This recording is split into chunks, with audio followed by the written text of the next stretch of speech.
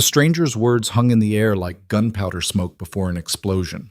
Sheriff Wade Cotton's hand moved instinctively toward his revolver, then froze. Something in the young man's stance, perfectly balanced, utterly still, whispered of violence barely contained. The crowd of 40-some townspeople shifted uneasily, their bloodlust cooling into uncertainty. "Who the hell are you?" Wade demanded, his voice carrying the practiced authority of a man who'd kept order and redemption for 12 years. The stranger walked forward with measured steps, his boots barely making sound against the packed earth. He was young, maybe 25, with features that marked him as foreign to these territories. Sharp cheekbones, dark eyes that seemed to catalog every weapon, every exit, every threat in a single glance. His black coat hung open despite the cold, revealing a shirt of fine eastern silk and a curved blade in a scabbard unlike any the townspeople had seen. "My name is Kai Wren," he said, his English precise but carrying the ghost of an accent. "And that man on your gallows has information I require." Cole Mercer, still standing with the noose around his neck, let out a strangled laugh. "Well, this is a first. Usually people are trying to get me killed, not the other way around." "Shut your mouth, Mercer," Wade snapped, then turned back to Kai. "You got no authority here, stranger. This man's a horse thief, a card cheat, and he shot 2 men in a saloon fight not 3 days ago." "Self-defense," Cole interjected helpfully. "They drew first." "You cheated them at cards first," Wade countered. "That makes it murder by way of theft." Kai's expression didn't change. "I care nothing for his crimes, but he will not die today." The crowd murmured, a low rumble of discontent. They'd gathered for a hanging, entertainment was scarce in redemption, and a good execution drew people from farms 20 miles out. The butcher's wife had brought her children. The saloon owner had closed up shop. Even Reverend Michaels stood at the edge of the square, Bible in hand, ready to offer last words to the condemned. Wade's jaw tightened. "You just rode into town and think you can stop the law?" "I think," Kai said quietly, "that you value your life more than his death." The threat was delivered without heat, without bravado, simply a statement of fact. Wade had seen plenty of tough men in his time, men who talked loud and died fast. This stranger didn't talk loud. That made him infinitely more dangerous. "You threatening me, boy?" Kai's hand moved to rest lightly on the hilt of his blade. "I am telling you that Cole Mercer has information about my uncle's death. Information that leads to a fortune stolen from my family. You can hang him, Sheriff, but you'll have to go through me first." The mathematics of the situation ran through Wade's mind. He had a gun. He had deputies, 2 of them, standing nervous near the gallows. He had the law on his side and a whole town of witnesses. But something in Kai Wren's eyes suggested that none of that would matter. Men who moved like that, who stood like that, who spoke like that, they were killers of a different breed. Cole, sensing an opportunity, spoke up from the platform. "Sheriff, I got to say, dying does seem less appealing now that someone's actually trying to stop it. Maybe we could work something out?" "Quiet," Wade barked. He studied Kai for a long moment, weighing pride against survival. Finally, he spat into the dust. "What's your offer?" "Cut him down," Kai said. "I'll take him with me. Your town gets peace, and I get my answers." "And if he's done crimes elsewhere? If there's bounty on his head?" "Then those who want him can find me." The crowd was growing restless. Someone called out, "We came to see justice, Wade." The sheriff raised his hand for silence. "There's been a stay of execution," he announced, the words tasting bitter. "Prisoner is remanded to this man's custody." He pointed at Kai. "But you leave this town within the hour, and if I ever see either of you again, I'll hang you both without a trial." Kai nodded once, a slight inclination of his head that acknowledged the terms without showing gratitude. Wade gestured to his deputies. "Cut him down." The executioner looked disappointed, but began removing the noose from Cole's neck. The crowd dispersed slowly, grumbling about wasted time and broken promises. Cole rubbed his throat where the rope had left angry marks, his hands finally freed from their bindings. "Well," he said, looking at Kai with a mixture of suspicion and curiosity, "that was unexpected. You really need information from me, or did you just like my face too much to see it strangled?" Kai turned and began walking toward the edge of town without answering. Cole hurried to follow, still unsteady on his feet. Hey, I'm talking to you. What's this about your uncle? And what makes you think I know anything about? Kai stopped so suddenly that Cole nearly collided with him. The stranger turned, and Cole found himself looking into eyes that held no warmth whatsoever. 3 months ago, Kai said, my uncle, Chen Ren, traveled to the frontier territories to invest in mining operations. He carried with him proof of ownership for mines worth $300,000. He never returned. The last letter I received from him mentioned a card game in Denver, a game where he met a man named Cole Mercer. Cole's face went carefully neutral. That's a common enough name out here. He described you. Down to the scar on your left hand from a knife fight in Santa Fe. Cole glanced down at his hand where a white line traced across his palm. Could be coincidence. He also mentioned that you told him about a scheme, a way to hide wealth so vast that even the most brutal thieves couldn't steal it. 4 women, you said. 4 women carrying maps drawn in ink on their skin, each one a piece of a puzzle that leads to a fortune. The color drained from Cole's face. Now hold on. You were drunk, Kai continued, his voice cutting like his blade would, bragging about how you'd helped plan the greatest hiding place in the West. My uncle was fascinated enough to seek out the first woman, and then he disappeared. Cole looked around nervously, as if the empty street might suddenly produce listeners. Look, that was just saloon talk, whiskey dreams and big stories. Every man in the territories claims to know where some lost gold is buried. My uncle believed you, and now he's dead. So you will help me find these women, you will help me solve this puzzle, and when I discover what happened to him, you will pray that he died of natural causes. And if I refuse? Kai's hand moved to his blade. Then I'll leave your body here for the crows and find the women myself. But it will take longer, and I dislike delays. Cole swallowed hard. He'd talked his way out of plenty of trouble in his 32 years. Card games gone bad, angry husbands, furious business partners. But this was different. Kai Ren wasn't angry. He wasn't even particularly emotional. He was simply inevitable, like winter coming, like death. All right, Cole said slowly. Say I help you. Say this treasure actually exists, and I'm not confirming anything, mind you. What's in it for me? Your life. That's what I got right now. For the next 10 seconds, Kai agreed. After that, it depends on your answer. Cole looked back at the gallows, where the noose still swayed gently. Then he looked at the stranger who'd saved him only to threaten him. Finally, he shrugged with the easy fatalism of a man who'd never expected to die peacefully anyway. Well, seeing as how my prospects in redemption have dimmed considerably, I suppose a treasure hunt beats a hanging. But I'm telling you straight, I don't remember much about those women. It was months ago, and like I said, I was drunk. You'll remember, Kai said with certainty. Men always remember when they speak truth while drunk. It's the lies they forget. They walked to the edge of town, where Kai's horse waited, a magnificent black stallion that looked bred for both speed and endurance. Cole had nothing but the clothes on his back and a pounding headache. I don't suppose you've got a horse for me? He asked. Kai pulled a small pouch from his saddlebag and tossed it to Cole. The weight of coins clinked inside. Buy one. And supplies. We leave at noon. Cole opened the pouch and whistled low. This is more money than most folks see in a year. My uncle's fortune is worth $300,000, Kai said flatly.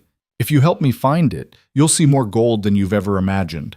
If you betray me, you'll see your own intestines before you die. You really have a gift for motivation, you know that? Kai mounted his horse in one fluid motion. Noon, he repeated. The stable at the south end of town. Don't make me hunt you. He rode off toward what passed for Redemption's hotel, leaving Cole standing in the street with a pouch of gold and more questions than answers. Cole made his way to the saloon first. Old habits died hard.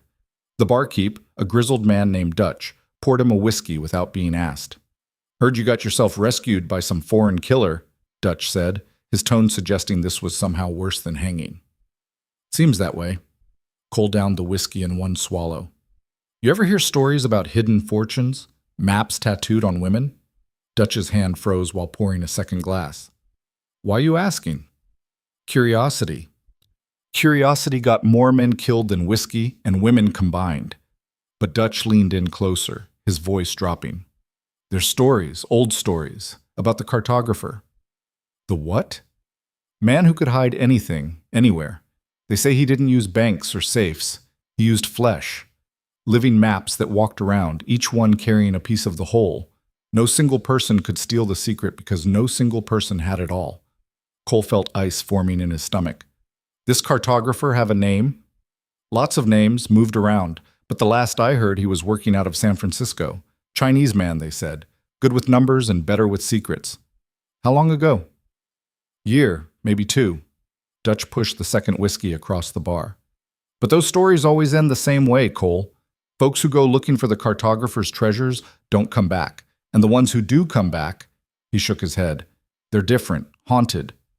Cole thought about Kai's uncle, about a man who'd traveled west with 300,000 in mining claims and disappeared chasing a drunken story, about the cold-eyed stranger who'd pulled him off a gallows not out of mercy but necessity. I need a horse, Cole said, finishing his second drink. Good one. And a gun. You running or riding toward trouble? Bit of both, probably. Dutch studied him for a moment, then sighed. My nephew's got a mare, solid creature, and I got a Colt revolver under the bar here. Belonged to my brother before the Sioux got him. I'll sell you both for what's in that pouch, plus you tell me one thing. What's that? This stranger who saved you, he really as dangerous as he looks? Cole remembered those eyes, cold and certain as winter stars. More. An hour later, Cole sat in the stable on a decent chestnut mare with a 6-shooter on his hip and supplies for a week's travel. Kai appeared exactly at noon, his black stallion moving like liquid shadow. You came, Kai said, and there might have been the faintest hint of surprise in his voice. Told you I would. Men lie. Yeah, well, I've already used up my monthly lie quota getting that mare for $30 instead of $40. Cole patted his new horse's neck. She's got a slight limp in the back left leg that'll work itself out, or so the seller promised while not meeting my eyes. Kai almost smiled. Almost. You're a thief and a liar. And you're a killer who threatens people's intestines. I think we'll get along fine. They rode south out of Redemption as the sun climbed toward its peak. Behind them, the town returned to its normal rhythm. The saloon reopened, the butcher went back to his shop, the gallows stood empty in the square. But something had changed. A stranger had come and defied their justice without firing a shot. People would talk about it for weeks. Once they were clear of town, Kai spoke without looking at Cole. Tell me about the night you met my uncle. Cole sighed, the memories coming back through a haze of whiskey. It was in Denver, like you said. Big game at the Gold Rush Saloon, 10 players, stakes high enough to make even the rich men nervous. Your uncle came in about midnight, dressed fine but looking tired. Said he'd been traveling for months, making deals, buying claims. What did he look like? About 50, I'd guess. Gray in his hair but strong, smart eyes, the kind of man who counted cards without anyone knowing. He cleaned up that night, won maybe $2,000 by the time the sun came up. Kai's jaw tightened almost imperceptibly. And you? I lost bad. Was drunk and angry and running my mouth like a fool. Cole stared at the horizon, shame coloring his voice. He bought me breakfast after the game ended. Didn't have to. Most men would have gloated. But he sat down with me at this little Chinese restaurant and we talked. Really talked. About what? Everything. The West, the gold rushes, the way fortunes get made and lost. He told me about the old country, about bringing his family's wealth across the ocean. I told him about growing up in Missouri, watching my father lose everything to drought and debt. Cole paused. And then I told him about the cartographer. You knew this man? Knew of him. Met him once, actually, in Sacramento. I was running a con selling fake land deeds and nearly got myself killed when the buyers figured it out. The cartographer helped me escape, never asked why. Just said that thieves and liars had their place in the world, same as anyone else. Kai was silent for a moment, processing. And he told you about the women? Not directly, but I saw them. 4 women who worked in his establishment, a high-class gambling house that catered to miners who'd struck it rich. They were beautiful, every one of them. Different types, one blonde, one redhead, one Chinese, one Mexican. They served drinks, dealt cards, kept the peace. and every one of them had tattoos. Elaborate, beautiful artwork that covered their backs, their shoulders, their arms. Maps, Kai said. Maybe. Probably. I didn't understand it then, just thought it was decoration. But the cartographer, he looked at those women like they were more valuable than all the gold in his safe. And one night, drunk and stupid, I asked him why. He smiled and said, because a map on paper burns. A map in a safe gets stolen. But a map on living flesh? That stays hidden until the right eyes know how to read it. Where are these women now? Cole shook his head. That's the problem. The cartographer died about 6 months ago. Heart gave out, they said, and his gambling house closed down. The women scattered, went their separate ways with whatever money they'd saved.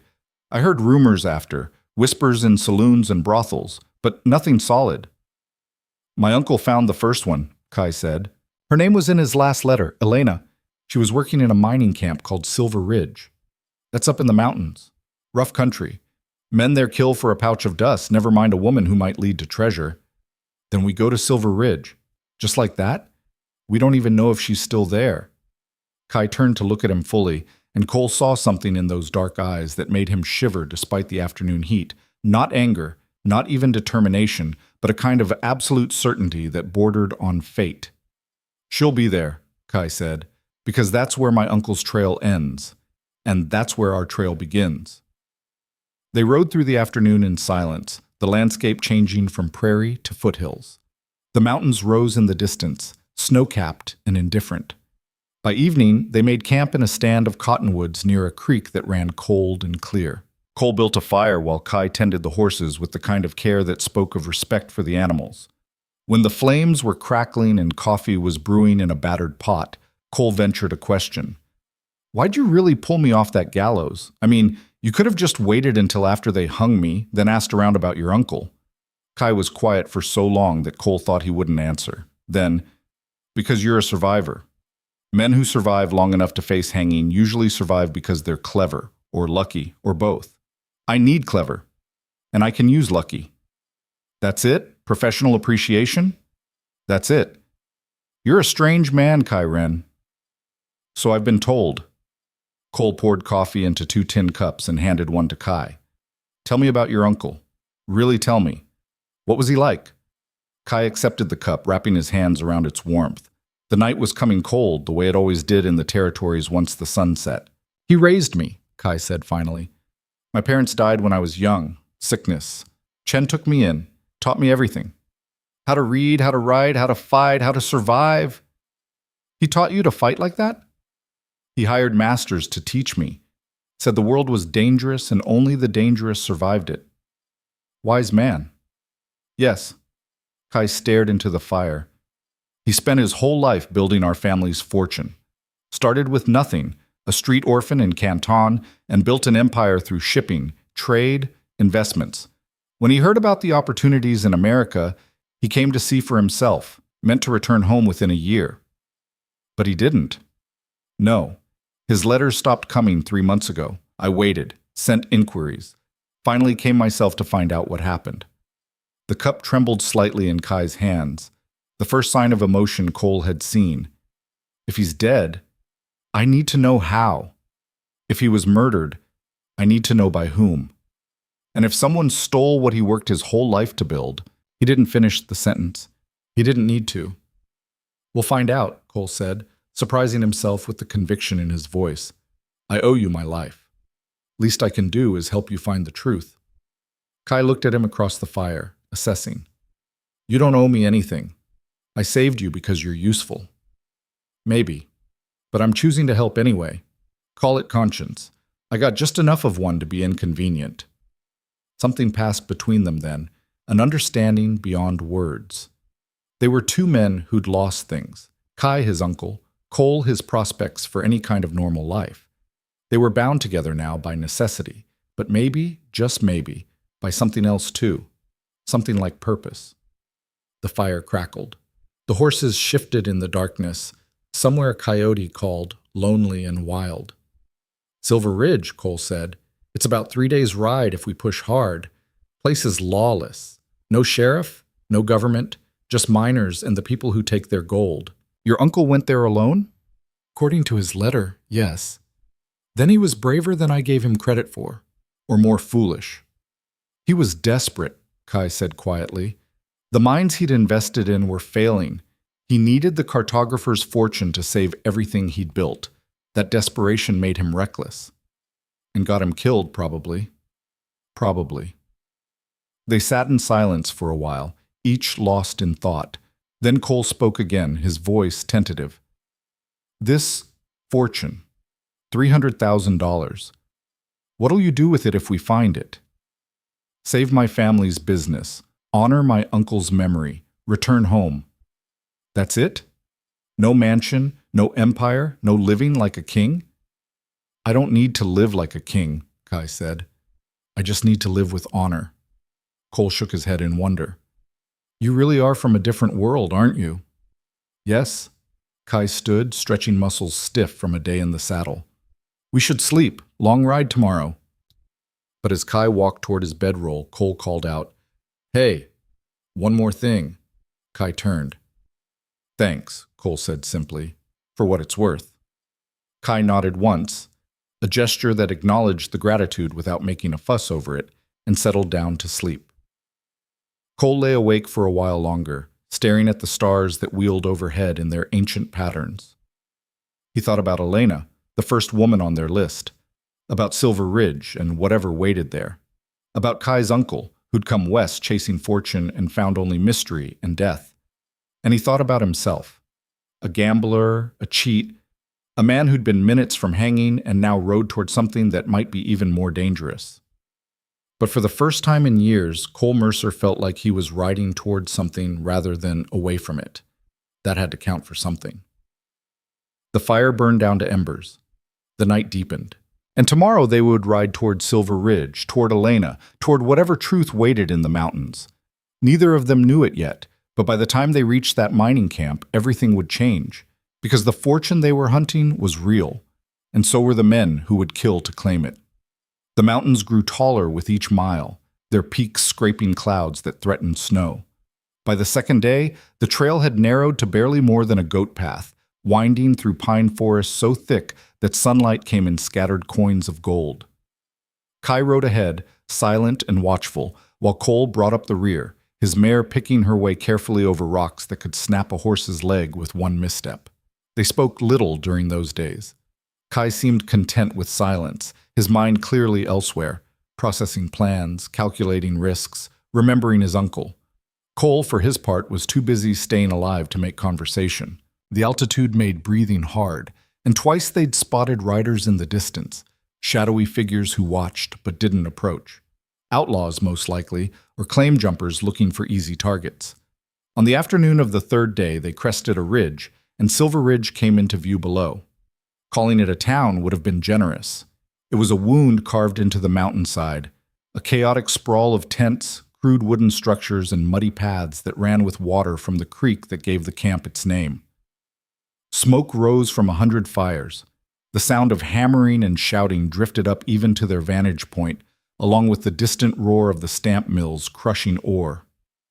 Welcome to paradise, Cole muttered. Population? Desperate. Kai studied the camp with the same careful attention he gave everything. How many people? Hard to say. These camps swell and shrink depending on the strikes. Could be 500 souls down there. Could be 1,000. Most of them won't last the winter. Why not? Because mining's a dream that kills men. For everyone who strikes it rich, 100 die broke, broken, or both. Cole pointed to the eastern edge of camp, where crude crosses marked a cemetery. See that? They call it Hopeless Hill. Every week it gets bigger. They guided their horses down the treacherous descent, and the camp swallowed them like a mouth. The main street, if it could be called that, was a river of mud churned by boots, hooves, and wagon wheels.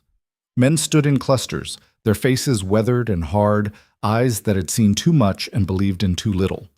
Women were scarce, and the few Cole spotted were either washerwomen bent over tubs or saloon girls advertising their wares from doorways.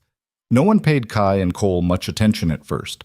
Strangers came and went in Silver Ridge like the wind, but as they rode deeper into camp, Cole noticed eyes beginning to follow them, Kai, with his foreign features and that distinctive blade, was impossible to ignore.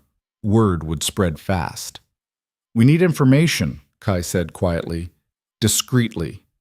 "Discreet went out the window the moment you walked into this camp looking like that," Cole replied. "But I know how to ask questions without asking questions. There's always a saloon, always a bartender who knows everyone's business. We start there." They found a stable, a generous term for 3 walls and a roof that leaked, and left their horses with a boy who couldn't have been more than 12. His eyes widened at the sight of Kai's stallion. "That's some animal, mister." Kai pulled a silver coin from his pocket and flipped it to the boy. "Feed him well, brush him, and if anyone touches him without my permission, I'll know." The boy's eyes went even wider.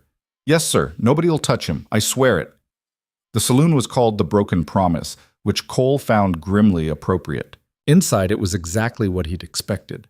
Rough-hewn planks for walls, a bar made from boards laid across barrels, and tables where men hunched over cards and whiskey with the intensity of monks at prayer. The air reeked of sweat, tobacco, and desperation. The bartender was a woman, which surprised Cole. She was maybe 40, with iron-gray hair pulled back severe and eyes that had stopped being impressed by anything years ago. A scar ran from her left eye to her jawline, giving her face a permanent expression of skepticism. "What'll it be?" she asked without preamble. "Whiskey," Cole said. 2 glasses. The real stuff, not the kerosene you're probably serving everyone else." She almost smiled. "That'll cost you."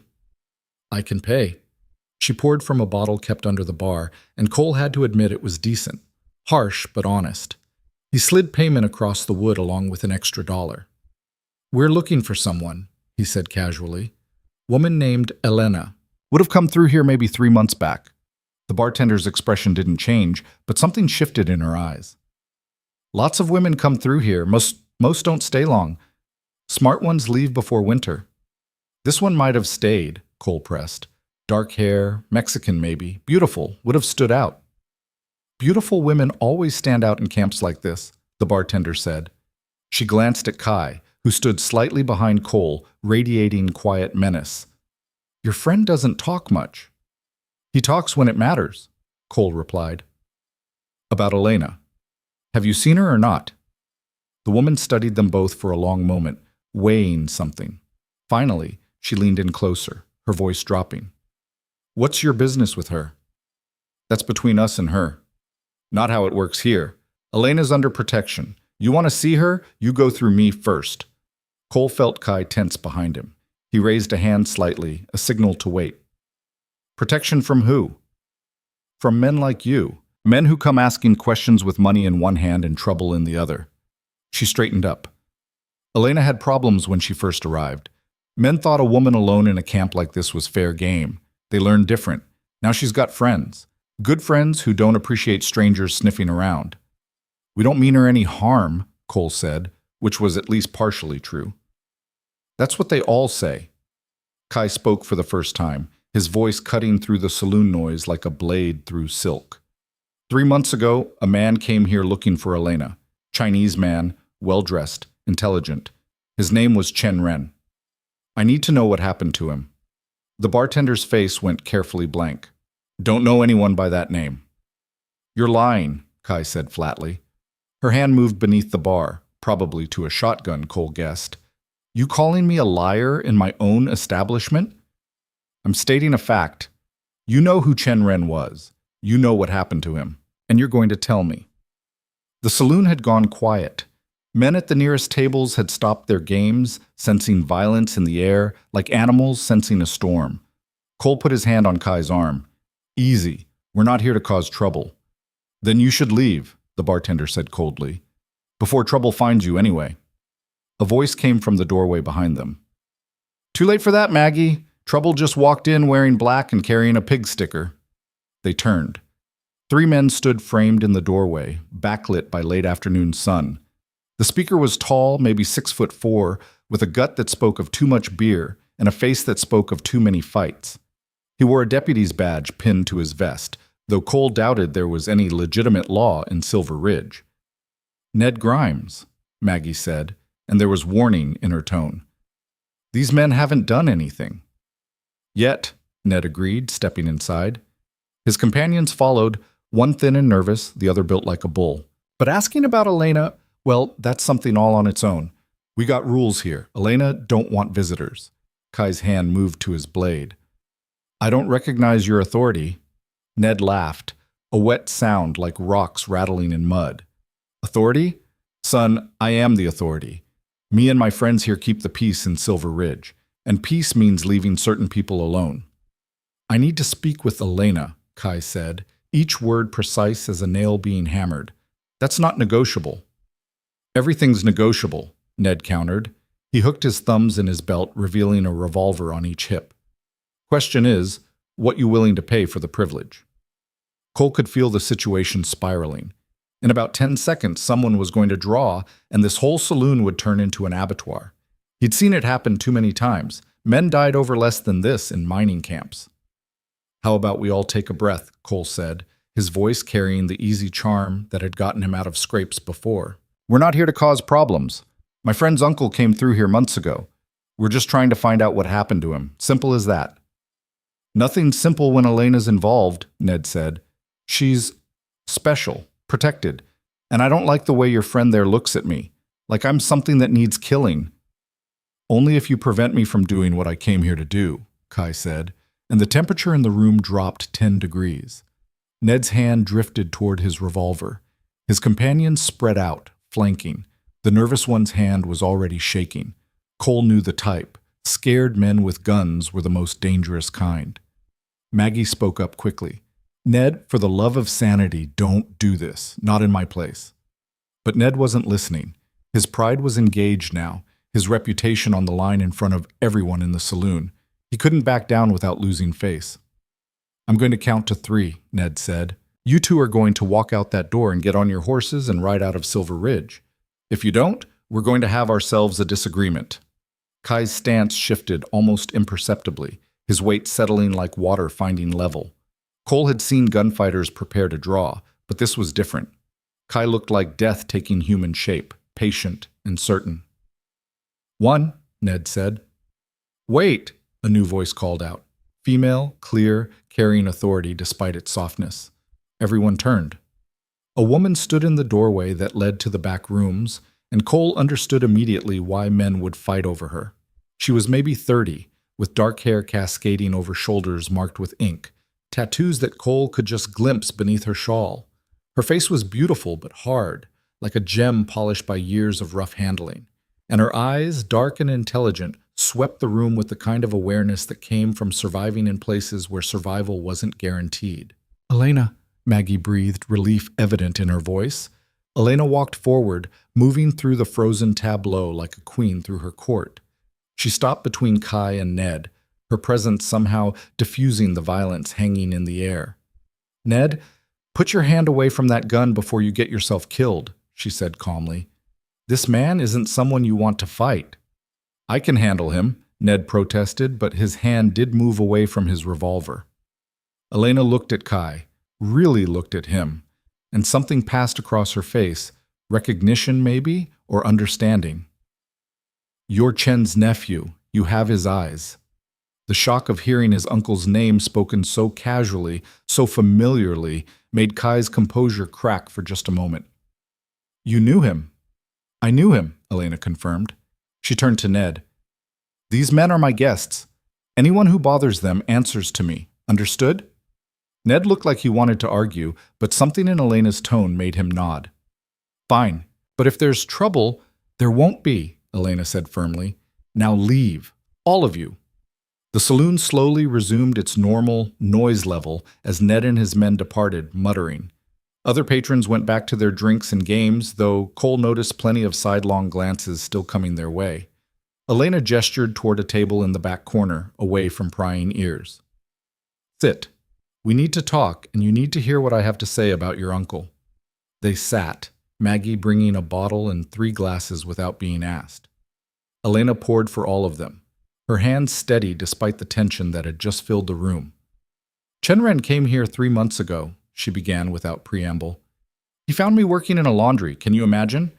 The cartographer's girl, washing miners' filthy clothes for pennies.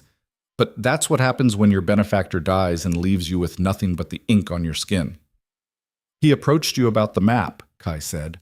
He did, knew exactly what the tattoo meant, could read the symbols that most people just thought were decoration. The cartographer trained him well. Chen was one of the few people who understood the system. Elena took a drink, her eyes distant with memory. He offered me money. A lot of money. Said if I helped him find the other 3 women and solve the puzzle, I'd get a share of the fortune. Did you believe him? Cole asked. Elena smiled sadly. I wanted to.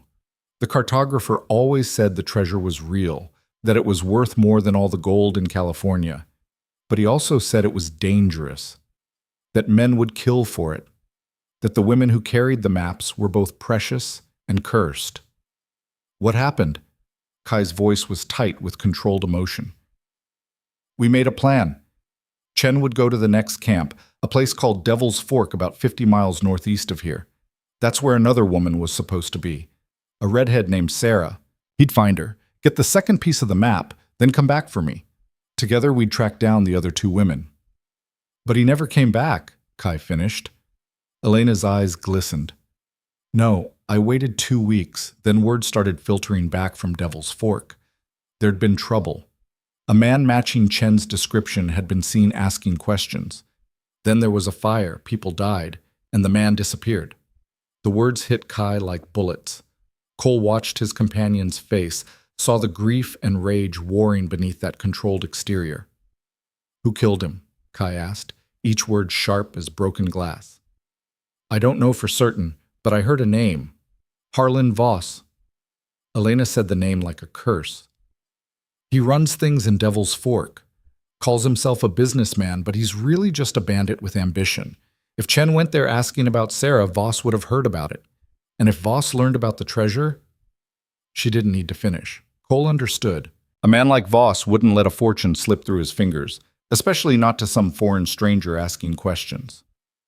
Kai stood abruptly, the chair scraping back. Then I go to Devil's Fork. I find this Harlan Voss, and I make him tell me what happened.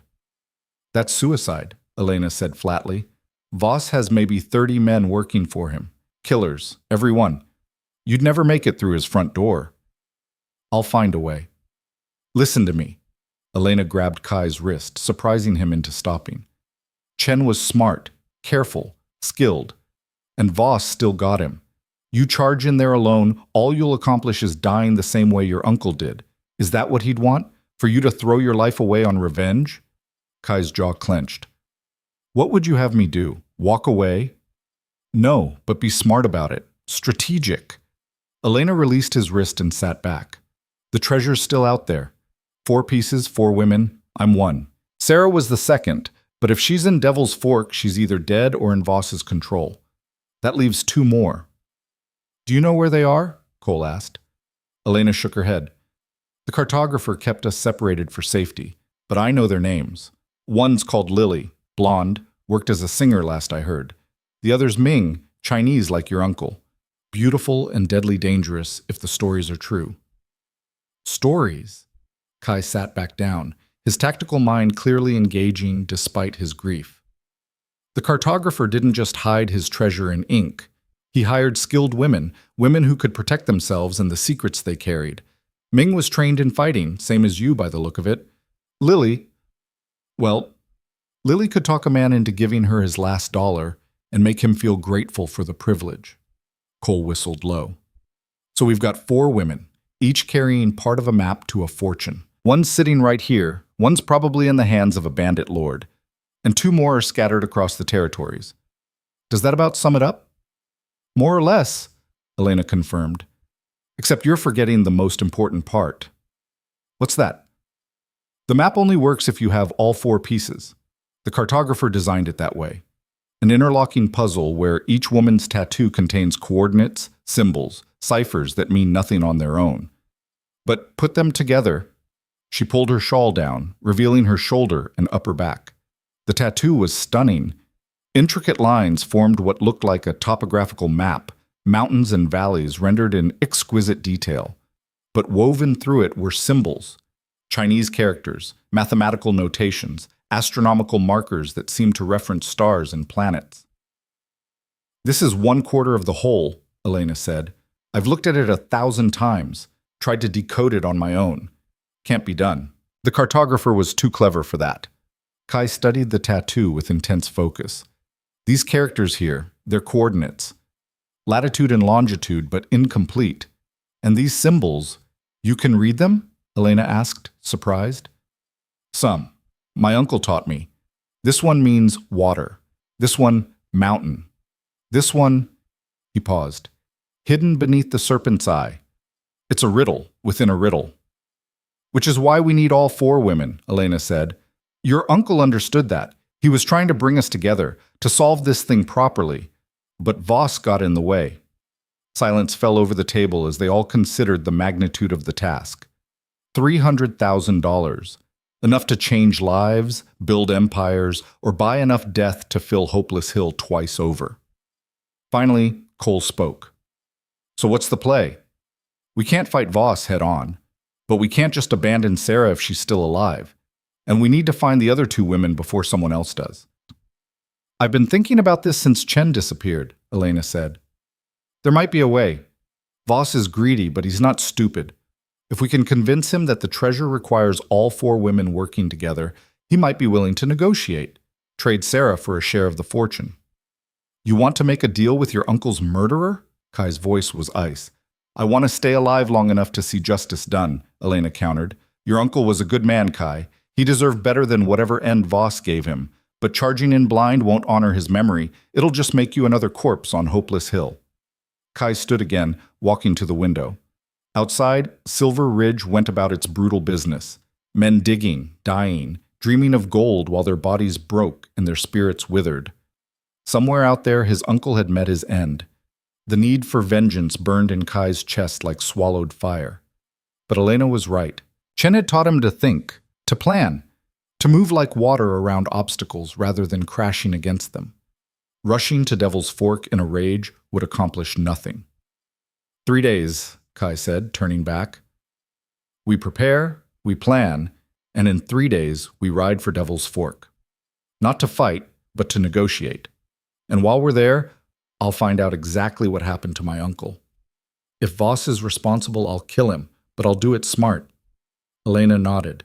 "Fair enough. In the meantime, I can teach you what I know about the map, about the cartographer's system, and maybe—" She hesitated. "Maybe I can tell you about the time I spent with Chen. He talked about you often, said you were the best thing in his life." Kai's composure finally cracked, just for a moment, grief flooding his features before he mastered it again.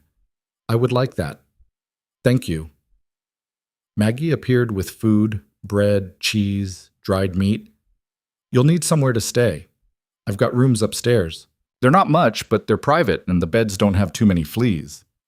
"We'll take them," Cole said, suddenly realizing how exhausted he was. As they ate, Elena told stories about Chen, how he'd been unfailingly polite even in the rough environment of Silver Ridge, how he'd helped a sick child with medicine he'd bought from his own pocket, how he'd sat with Elena for hours, discussing philosophy and dreams, and the strange paths that had brought them both to this forgotten corner of the world. Kai listened, hungry for any detail, any glimpse of his uncle's final days, and Cole watched both of them, seeing the way grief and determination intertwined, the way Elena's own loss, of the cartographer, of the life she'd known, mirrored Kai's.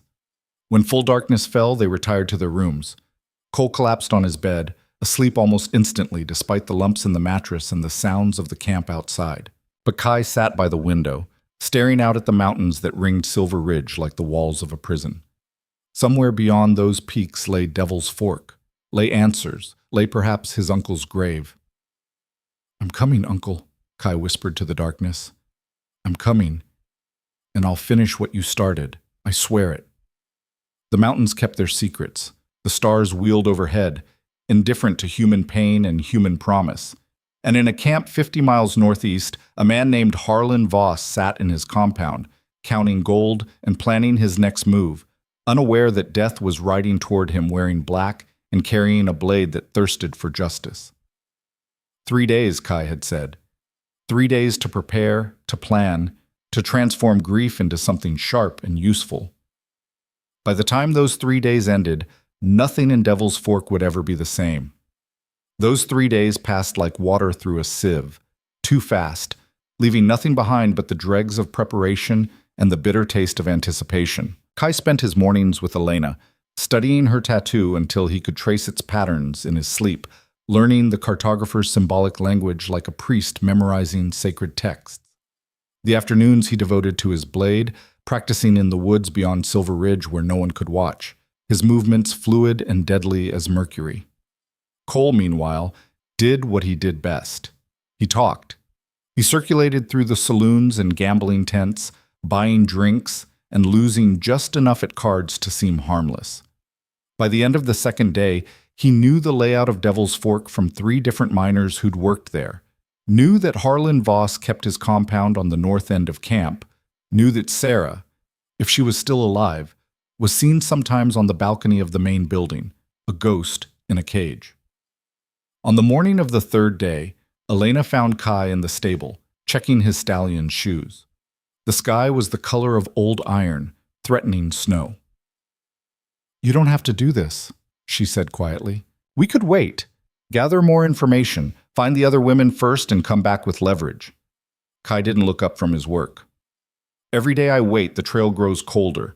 Every day I delay, Voss grows more comfortable with whatever he's done. No, we go today." "Your uncle wouldn't want you to die for him." "My uncle taught me that some things matter more than survival." Kai straightened, meeting her eyes. "He taught me that honor isn't just a word. It's the measure of a man's worth. If I walk away now, I'm not the person he raised me to be." Elena stepped closer, placing her hand over Kai's heart. "Then promise me something. Promise that you'll survive this. That you'll see this through to the end, find all 4 women, solve the puzzle. Because Chen would want that too. He'd want his work finished, his dream realized." "I promise," Kai said, and meant it. She rose on her toes and kissed his forehead, a gesture both maternal and something else. "Then ride careful. And when you find Sarah, tell her Elena remembers. Tell her we're not forgotten." An hour later, Kai and Cole rode out of Silver Ridge with fresh supplies and weapons. Cole had acquired a rifle to go with his revolver, and Kai carried throwing knives in addition to his blade. Elena stood in the street watching them go, her shawl pulled tight against the wind, until they disappeared into the tree line. The trail to Devil's Fork was worse than the one to Silver Ridge. It climbed higher, the air thinning until every breath felt like work. Snow began falling on the afternoon of the first day, light flurries that dusted the pines and made the horses nervous. They camped that night in a shallow cave huddled around a fire that gave more smoke than warmth. "Tell me about your family," Kai said suddenly, surprising Cole. They'd ridden mostly in silence, each man lost in his own thoughts. Cole poked at the fire with a stick. "Not much to tell. Father was a farmer in Missouri, worked himself to death trying to make rock and clay yield corn. Mother died of fever when I was 10. After father passed, I drifted. Worked as a hand on various ranches, dealt cards when I could, cheated when I had to. Ended up here, in the territories, where a man can be whoever he claims to be as long as he's quick enough with his lies or his gun." "You regret it? The life you've lived?" "Regret's a luxury for people with options," Cole said. "I did what I had to do to survive. Some of it I'm proud of. Most of it I'm not. But it got me here, to this moment, riding toward probable death with a man I barely know. So maybe regret doesn't matter much in the end." Kai was quiet for a moment. "My uncle used to say that a man's past is just preparation for his future, that nothing is wasted if you learn from it." "Wise man, your uncle." "Yes." Kai stared into the flames. "When I find out what happened to him, when I know for certain, I think that's when the real grief will hit. Right now, there's still a part of me that hopes, that imagines he's alive somewhere, injured maybe, or held captive, but alive. Once I know the truth." "You'll deal with it," Cole said firmly. "Same way men have dealt with loss since time began. You'll hurt, and you'll rage, and eventually you'll find a way to keep living. Because that's what survivors do." "Is that what we are? Survivors?" Cole smiled without humor. "We're still breathing, aren't we? That's the only qualification that matters." They reached Devil's Fork late the following afternoon. If Silver Ridge had been a wound in the mountain, Devil's Fork was a festering infection. The camp sprawled across a valley floor divided by a creek that ran black with mining runoff. Smoke and steam rose from stamp mills that worked day and night, their mechanical thunder echoing off the canyon walls. Buildings leaned against each other like drunks, and the streets, such as they were, overflowed with mud, refuse, and the general detritus of human desperation. But it was Voss's compound that drew the eye. It sat on a rise at the north end of camp, a collection of sturdy log buildings surrounded by a wooden palisade. Guards walked the walls, rifles visible even at this distance. It looked less like a business headquarters and more like a fortress preparing for siege. "Well," Cole said, surveying the scene, "at least he's not subtle about being a villain." They rode in slowly, drawing stares but no immediate challenges. Devil's Fork was used to strangers. Miners came and went with the strikes, merchants followed the money, and drifters drifted. 2 more armed men on horseback barely registered as notable. They found a stable run by an ancient Chinese man who nodded at Kai with something like recognition or respect. The old man's eyes lingered on Kai's blade, then flicked away quickly. "You know what that is," Kai said in Cantonese, surprising Cole, who couldn't follow the language. The old man responded in the same tongue, his voice careful. "I also know that men who carry such blades in places like this are either very brave or very foolish, sometimes both. I'm looking for a woman. Red hair, would have come here months ago. She's important." The old man's face closed like a door. "Many women come here. Few stay. Fewer still are worth dying for." "I'm not planning to die." "No one ever does." The old man took the horse's reins. "But if you're going where I think you're going, you should know that Harlan Voss doesn't negotiate. He takes. And what he takes, he keeps." "We'll see about that," Kai said, switching back to English. They found lodging in a boarding house that smelled of mildew and old violence. The woman who ran it had dead eyes and questions she didn't ask, which suited them fine. Cole paid for 3 nights, figuring that was either enough time to accomplish their goal or enough time to be dead. That evening, they sat in a saloon called the Devil's Bargain. Apparently the camp had a theme, and Cole worked his magic. He bought rounds, lost at cards with good humor, and gradually steered conversations toward Voss and his operation. The picture that emerged was grim. Voss had come to Devil's Fork 5 years ago with money and muscle. He'd systematically taken over the most profitable claims, either through purchase, intimidation, or outright theft. Men who opposed him tended to disappear. Say, the ones who worked for him grew rich, or at least rich enough to buy whiskey and women. He ruled the camp like a medieval lord, dispensing his own brand of justice from his compound. "What about the woman?" Cole asked a grizzled miner who seemed eager to talk. "Red-haired beauty. Heard Voss keeps her up at the compound." The miner's expression turned wary. "You don't want to ask about her." "Why not?" "Because Voss is particular about his property. And that woman, she's his most prized possession. Ever since that Chinese fellow came asking about her, Voss has been downright possessive." Cole's heart kicked against his ribs. "Chinese fellow?" "Yeah, a couple months back. Well-dressed, spoke good English, had money. Came around asking about the red-haired woman, said he had business with her. Voss invited him up to the compound for a friendly chat." The miner took a long drink. "Man never came back down." "What happened to him?" The miner shrugged, but his eyes said he knew more than he was willing to share in public. "Fire happened, is what. Big one, up at the compound. Killed some of Voss's men. After that, the Chinese fellow was gone. Draw your own conclusions." Cole felt Kai's presence behind him, a cold fury radiating like winter frost. But when Cole glanced back, Kai's face was perfectly composed, revealing nothing. "Appreciate the information," Cole said, sliding a gold piece across the table. Outside, in the darkness between buildings, Kai finally spoke. "He's dead. My uncle is dead." "You don't know that for certain." "Yes, I do.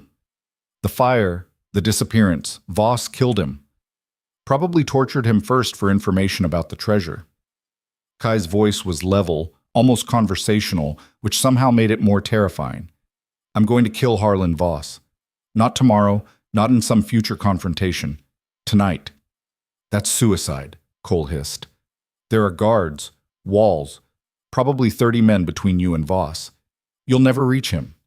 Then I'll die trying. Cole grabbed Kai's arm, forcing him to stop. Listen to me. Your uncle was smart, right? Careful? And Voss still got him. You think charging in there, blind with rage, is going to end any different? You think that's what Chen would want? I don't care what he'd want. I care about what's right. Right? There's no right in this world, Kai. There's only alive and dead, and if you do this, you'll be dead before midnight. Cole tightened his grip. We need a plan. A real one. We need to get inside that compound, find Sarah, confirm what happened to your uncle, and get out alive. Then, once we have leverage, once we have all the pieces in place, you can have your revenge. But you do it smart.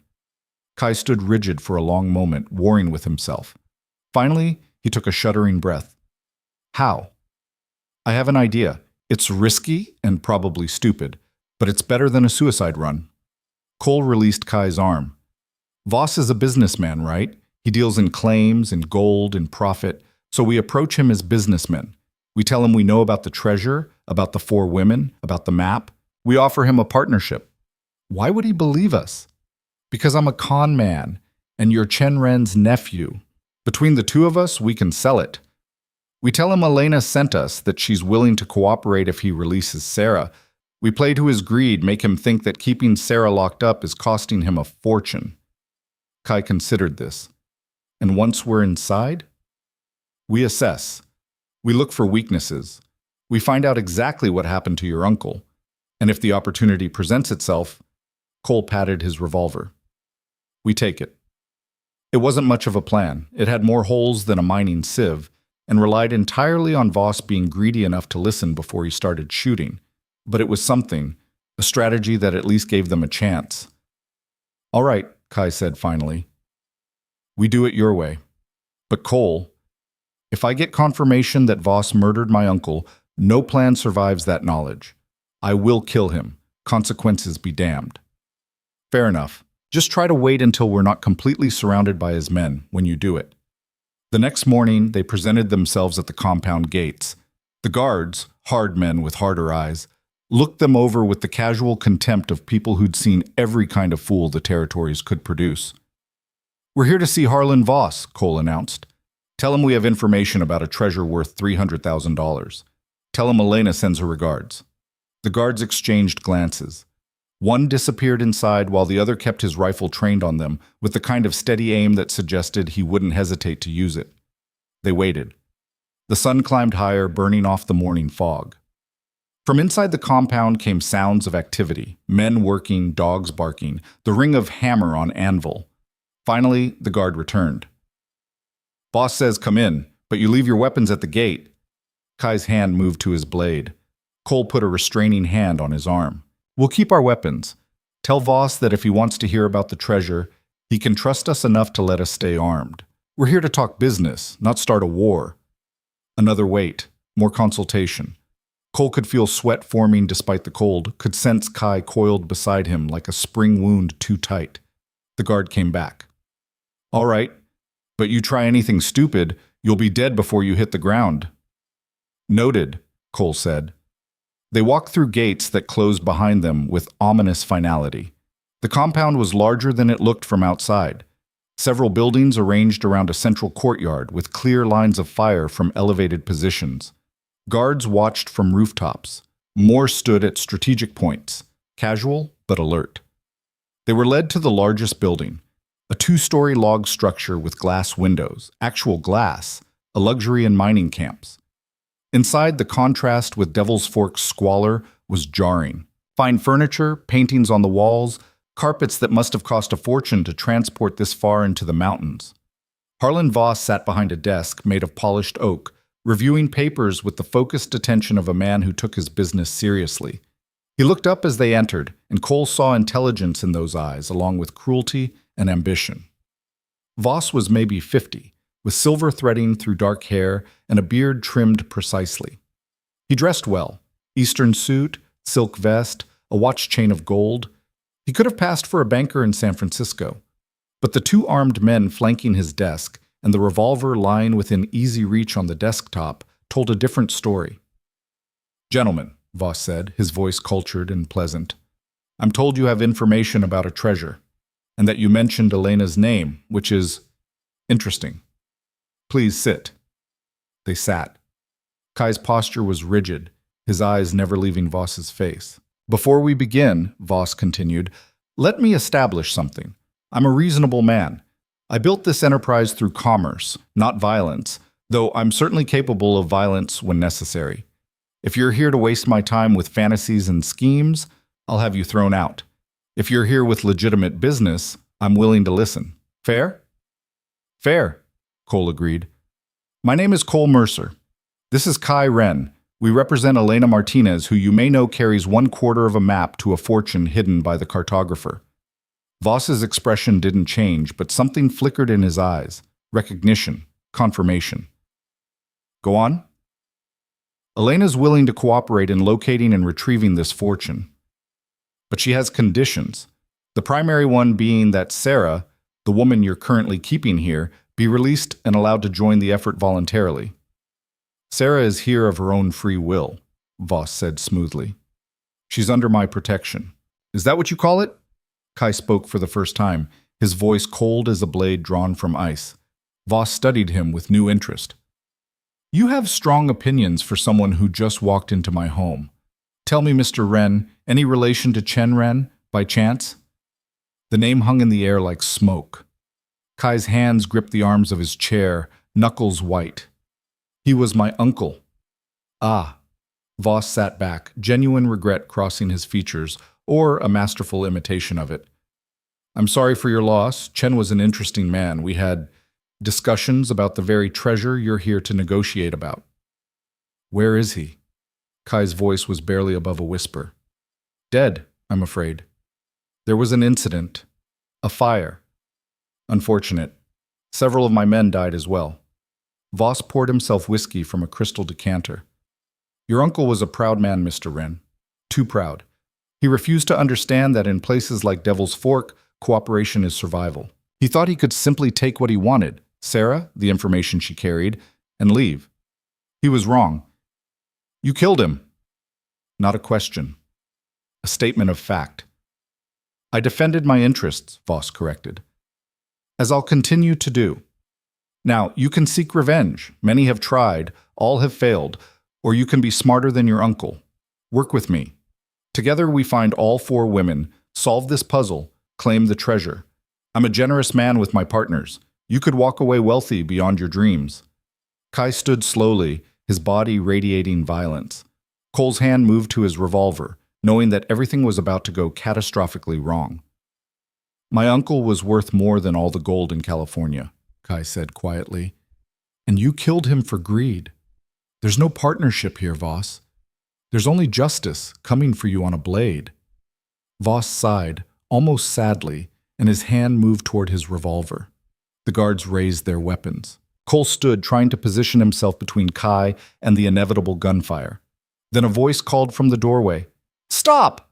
Everyone froze. A woman stood framed in the entrance, red hair cascading over shoulders marked with ink, green eyes bright with intelligence and desperation.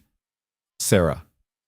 If you kill them, you'll never find the treasure, she said, walking into the room with the kind of courage that comes from having nothing left to lose. Elena's map means nothing without mine. Mine means nothing without Lily's. And Lily's means nothing without Ming's. It's designed that way deliberately. Kill these men, and you kill your only chance of assembling all 4 pieces. Voss's hand paused. Cole could see the calculation running behind his eyes, greed warring with anger, profit wrestling with pride. You're saying you'll cooperate? Voss asked Sarah. After all your refusals, all your defiance, suddenly you're willing to help? I'm saying I want to live, Sarah replied. And I want this nightmare to end. If working with you is what it takes, fine. But you need them. She pointed at Kai and Cole. They have Elena's trust. They can find the other women, kill them, and you're back to having nothing but me. And you already know I won't help you alone. The room held its breath.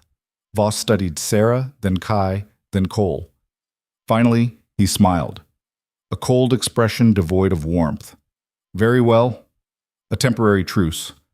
We'll work together to locate the remaining 2 women and solve this puzzle. But understand this, Mr. Wren. Your uncle's death, while regrettable, is done. Nothing you do will change it. The question now is whether you'll honor his memory by completing what he started, or dishonor it by dying uselessly for revenge. Kai's entire body trembled with the effort of restraint. Cole could see the war raging inside him, could see the moment when survival instinct and tactical thinking barely overcame the need for immediate vengeance. "I'll work with you," Kai said, each word costing him, "until we find the treasure. After that," he left the threat unfinished. "After that, we can discuss our differences like civilized men," Voss agreed, "or uncivilized ones, depending on how things go. But for now, we have a partnership. Gentlemen, welcome to Devil's Fork. Mr. Mercer, I trust you can find adequate lodging in town. Mr. Wren," Voss paused, savoring the moment, "you'll stay here as my guest. Insurance, you might say, that everyone honors our agreement." Cole started to protest, but Kai's slight headshake stopped him. They both understood. Voss was separating them, keeping Kai as a hostage to ensure cooperation. It was smart, ruthless, and left them with no good options. "Fine," Kai said, "but I want to see where my uncle died." Something flickered in Voss's eyes. Surprise, maybe, or respect for the audacity. "Tomorrow. Tonight, you're my guest at dinner. We'll discuss strategy, timelines, and the location of the remaining 2 women. Sarah, you'll join us. It's time we all became properly acquainted." As guards escorted Kai away, Cole caught his companion's eye. A whole conversation passed in that glance. Stay sharp, stay alive, trust the plan. Then Kai was gone, and Cole stood alone in Voss's office with Sarah and the man who'd murdered his partner's uncle. "You're a brave man or a foolish one," Voss observed. "Walking in here, making demands." "Little bit of both," Cole admitted. "But I meant what I said. Elena's willing to deal. This treasure's real, and it's worth doing this right." "We'll see," Voss said. "We'll see." Cole left the compound as the sun set over Devil's Fork, painting the sky in shades of blood and fire. Somewhere behind those walls, Kai was caged with his uncle's killer, rage and strategy fighting for control. Somewhere ahead, 2 more women waited, carrying their pieces of the puzzle. And somewhere in the darkness, gathering over the mountains, the ghost of Chen Ren watched and waited to see if his death would be avenged, or if the treasure he'd died chasing would finally be claimed. The game was far from over. In fact, Cole realized it had only just truly begun. Cole walked back to his boarding house through streets that had grown darker and more menacing with nightfall, every shadow seeming to hide one of Voss's men, every stranger a potential threat. His mind raced through scenarios, calculating odds, wondering how long Kai could maintain his composure before rage overcame strategy. The answer, he suspected, wasn't long. He was right. At midnight, Cole was jolted from uneasy sleep by pounding on his door. He grabbed his revolver and opened it to find one of Voss's men, chest heaving from running. "Boss wants you at the compound, now. Your friend's causing problems." Cole dressed quickly and followed, his gut knotting with dread.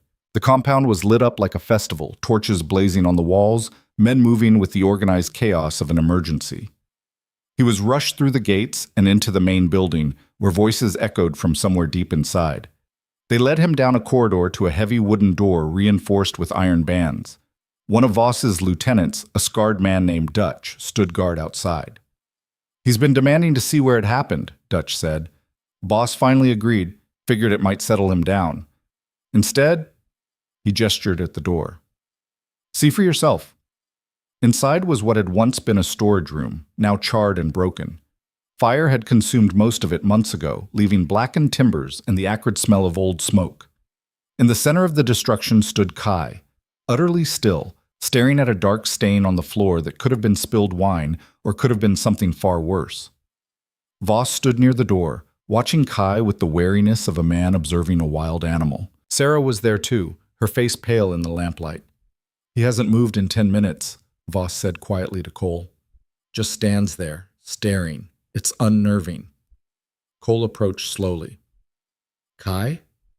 No response. Kai's eyes remained fixed on that stain, his breathing shallow and controlled. "This is where it happened."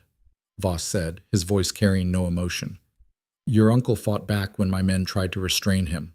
The fight knocked over lamps. Fire spread fast in a room full of dry wood and stored whiskey. By the time we got it under control, 3 of my men were dead, and your uncle was gone. We found his body the next morning, buried under collapsed beams. He died from smoke, not violence. If that matters. It doesn't, Kai said, his voice barely human. Dead is dead, but you're lying about something. I can hear it in your voice. Voss's eyes narrowed. Careful with accusations. Kai turned, and Cole saw something terrifying in his companion's face. Not rage, but a cold clarity that was somehow worse. You said he fought back when your men tried to restrain him. Why were they restraining him? What was he doing that required force? Voss hesitated, just a fraction of a second, but it was enough. He was trying to leave, Sarah said suddenly, her voice cutting through the tension. With me. He'd convinced me to trust him, told me about Elena, about the treasure, about how we could all escape Voss's control if we worked together. But someone betrayed us. Voss's men were waiting when we tried to slip out through the back. Chen fought to give me time to run. He almost succeeded. You never told me that, Voss said, his tone dangerous. You never asked the right questions, Sarah replied. You assumed Chen came here just for the map, for the treasure, but he came here to rescue me because Elena asked him to. Because despite everything the cartographer did, binding us to this cursed fortune, making us targets, he cared about us. Chen was the same way. He saw people as people, not as tools or obstacles. Kai's hands trembled. Who betrayed you? Sarah's eyes slid to a man standing near Voss, a thin, nervous-looking individual who suddenly found the floor very interesting. That would be Raymond, Sarah said. He worked in the kitchens, heard us planning, and ran straight to Voss for a reward. Got $50 and a promotion. Tell me, Raymond, was it worth it? Selling a good man's life for 50 pieces of silver? Raymond's hand moved toward his gun, but Kai was faster. He crossed the distance in 3 fluid strides, his blade appearing in his hand as if conjured from air. The edge pressed against Raymond's throat, drawing a thin line of blood. Wait! Voss barked, and suddenly every gun in the room was pointed at Kai. Give me one reason, Kai said, his voice terrifyingly calm. One reason why I shouldn't open his throat right here. Because if you kill him, my men kill you, Voss said, and then Cole dies, and Sarah dies, and Elena, back in Silver Ridge, receives a very unfriendly visit. Is your revenge worth all those lives? Kai's blade didn't waver. It might be. Kai, Cole said carefully, this isn't the play. Not yet. When then? When is it time to make them pay? When is justice more important than survival? When we've won, Cole said. When we have the treasure. When the women are safe. When we hold all the cards instead of none. Right now, killing him just makes you feel better for 10 seconds before we all die. Is that what your uncle would want? Kai stood frozen, the blade drawing another drop of blood from Raymond's neck. Everyone in the room held their breath, fingers on triggers, waiting to see which way fate would fall. Finally, Kai lowered the blade. You're right. He wouldn't want that. He turned to Voss. But understand this. When this is over, when the treasure is found and the bargain fulfilled, I'm coming for everyone responsible. Raymond, you. Anyone else who had a hand in my uncle's death. And no army of gunmen will stop me. Noted, Voss said dryly. Now, since we're all here having this delightful conversation, let's discuss practical matters. We need to find Lily and Ming. Sarah, you knew these women. Where would they go after the cartographer died?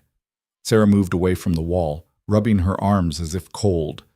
Lily always talked about San Francisco. She wanted to sing in the opera houses, make something of herself beyond the cartographer's schemes. Last I heard, she was working in a theater district saloon using her voice to separate rich men from their money. And Ming? Ming was harder to know. She kept to herself, spoke little even to us. But she mentioned family, cousins, I think, in a settlement called Bitter Creek. It's a Chinese community about 100 miles west of here, on the old railroad route. Voss nodded slowly, processing. San Francisco's 2 weeks travel minimum. Bitter Creek's closer, but more dangerous. That area is crawling with railroad gangs and claim jumpers. We'll need to split up to save time. No, Kai said flatly. We stay together. All of us. I'm not letting Sarah out of my sight, and I'm certainly not trusting you to send men after the other women without oversight. You're in no position to make demands, Voss pointed out. Neither are you. Sarah just told you she won't cooperate without the others. You need all 4 women, which means you need me to help find them, and I'm not splitting up. Kai's eyes were hard as stone. We go to Bitter Creek first. It's closer, and Ming's skills might be useful when we go after Lily. From what the cartographer supposedly taught her, she can handle herself in a fight. Voss considered this, clearly unhappy with losing control of the situation. Fine. We leave at first light, but I'm sending 10 of my men with us. Insurance. Make it 6, Kai countered. More than that and we're a war party, not a rescue mission. People see a large armed group coming, they scatter or fight. 6 men can pose as miners or merchants. 10 can't. You think you're clever, Voss said, but there was grudging respect in his tone. All right. 6 men plus you, me, Cole, and Sarah. 10 total. But my men follow my orders, not yours. As long as those orders don't involve anyone dying before we find the treasure, we won't have problems, Kai said. They were dismissed shortly after, Cole and Kai both escorted to rooms in the compound. Comfortable enough, but clearly monitored. Guards stood outside their doors, inside the compound walls. They were prisoners in everything but name. Cole managed to catch a few words with Sarah before being separated. You all right? I've been Voss's prisoner for 3 months, she said tiredly. All right is relative, but yes, and thank you, both of you, for trying. Chen tried too. He was a good man. What was he like? When you talked with him? Sarah's eyes grew distant. Kind, patient. He listened to my story, how the cartographer had saved me from a life on the streets, given me purpose, made me feel valued. And he didn't judge when I told him about the things I'd done to survive before that. He just said that everyone's path is their own, and the only thing that matters is where you're going, not where you've been. Cole felt his throat tighten. He sounds like someone worth avenging. He is. But Cole, watch Kai. He's holding himself together with spit and wire right now. When he finally breaks, when the grief catches up with him, it's going to be catastrophic. Be ready for it. I will. That night, Cole lay awake in his guarded room, thinking about Chen Ren, a man he'd met drunk in a Denver saloon and barely remembered, who'd nevertheless changed the course of his life. If Cole hadn't mentioned the cartographer that night, if he'd kept his mouth shut about the 4 women and their maps, Chen would still be alive. The weight of that guilt pressed on Cole's chest like a physical thing. In the room next door, Kai stood at the window, looking out at the mountains that had swallowed his uncle's life. He'd come to the territories seeking answers and found them in a burned room, in a bloodstain, in the nervous eyes of a man who'd sold a life for $50. The knowledge should have brought closure. Instead, it brought only cold, crystalline fury. Morning came gray and threatening snow. They assembled in the compound courtyard, 10 people, 15 horses including pack animals, enough supplies for 2 weeks. Voss's 6 men were hard cases all, the kind who'd killed before and would kill again without losing sleep. Their leader was a Mexican named Raul, who had intelligent eyes and a scar that ran from temple to jaw. You follow my orders, Voss told his men. But you listen to Kai Ren about tactics. He knows fighting, and I'd rather not lose anyone to stupidity when we could lose them to bad luck instead. It was the closest thing to respect Voss had shown, and Kai acknowledged it with a slight nod. They rode out of Devil's Fork as the sun broke through clouds, painting the mountains in shades of gold and amber. The trail to Bitter Creek wound through valleys that grew progressively wilder, the marks of civilization fading with each mile. They saw abandoned camps, rusted equipment, the occasional grave marked with nothing but stacked stones. Cole rode near Sarah, who seemed more relaxed now that she was out of the compound, breathing air that didn't carry the stench of her captivity. Tell me about the map, Cole said quietly. You're part of it. What does it show? Sarah pulled her collar down slightly, revealing the edge of her tattoo. intricate red lines that form patterns both beautiful and mysterious. Mine's different from Elena's. Hers showed terrain, elevation, geographical markers. Mine shows time, astronomical positions, star charts, dates encoded in symbols. The cartographer said the treasure could only be found when all the pieces aligned, both in space and in time. You mean there's only certain times it can be accessed? I think so, or maybe certain times when it's even visible. He was obsessed with cycles, moon phases, planetary positions, the movements of the stars. He used to say that the universe itself was a clock, and if you knew how to read it, you could find anything hidden within its gears. Cole shook his head in wonder. He was either a genius or completely mad. Both, probably. Most geniuses are. Sarah glanced ahead at Kai, who rode point with Raoul. What about him? Kai, you trust him? With my life, apparently. He saved me from hanging, dragged me into this mess, and now we're bound together whether we like it or not. Cole smiled slightly. But yeah, I trust him. He's the most honorable man I've ever met, which in my circles is like saying he's a unicorn. He's going to kill Voss, Sarah said matter-of-factly. When this is over, maybe before if Voss pushes too hard. You know that, right? I know. Will you try to stop him? Cole considered the question. No. I'll try to keep him alive during it, try to make sure we all survive the aftermath. But stop him? That's not my place. Some debts can only be paid in blood. They made camp that night in a box canyon that offered protection from wind and prying eyes. Voss's men set watches, built fires, distributed food with military efficiency. They were professionals, Cole realized, not just thugs with guns, but experienced fighters who'd served together, trusted each other, moved like a unit. After dinner, Kai approached Raoul, who sat cleaning his rifle. You were military, Kai observed. Mexican army? Raoul looked up, surprised. How'd you know? The way you set the watch rotation, the way your men move. You've had training beyond just frontier violence. Colonel, actually. Fought in the Reform War before it became clear that honest soldiers don't get paid while dishonest politicians get rich. Came north, found work where I could. Raoul's eyes were shrewd. You've had training too, not army training, something else. My uncle believed in preparation.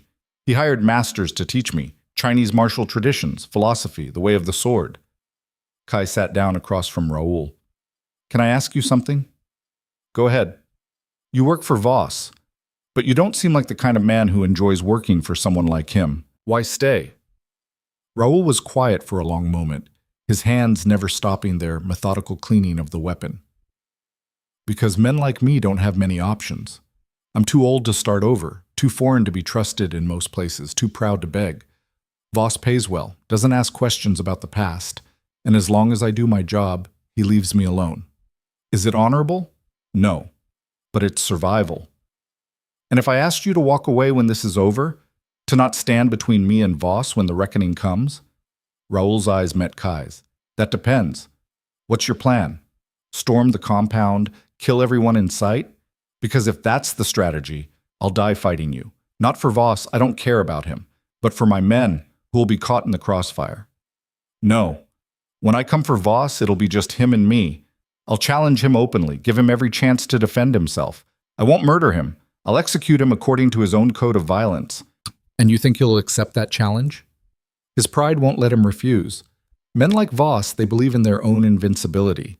When I call him out in front of his people, he'll fight rather than appear cowardly. Raoul nodded slowly.